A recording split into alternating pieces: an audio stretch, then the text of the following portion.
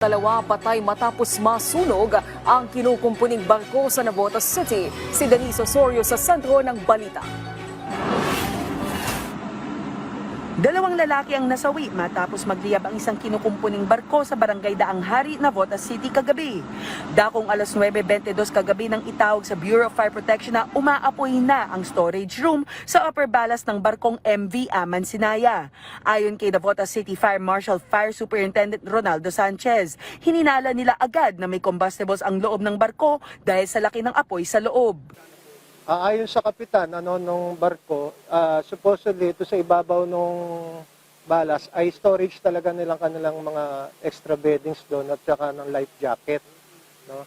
And yun nga, alam naman natin siyempre pagka nagwe-welding tayo, dapat wala talagang mga any substance or combustible materials na nasa loob.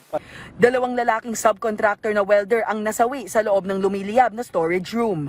Ayon sa investigasyon, posibleng papalabas na ang dalawa nang maubusan ng hininga o na-suffocate dahil sa kapal ng usok. Sa bandang ilalim kasi ng barko, ang mga lagusan dyan ay kasing liit lamang po ng mga manhole at ang mga nakikita rin po natin yan, ang mga pintuan yan ay maliliit lamang din. At malalayo ay kinapos itong dalawang biktima ng kanilang hininga, kaya doon na sila natagpuan.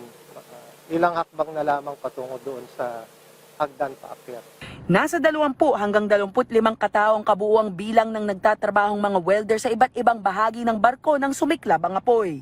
Git ni Sanchez, bagaman naroon ang kapitan ng barko, hindi siya ang mananagot para sa naturang insidente dahil ang kontratista raw ang may responsibilidad na maglagay ng fire watch at safety officer sa shipyard habang may kinukumpuning barko.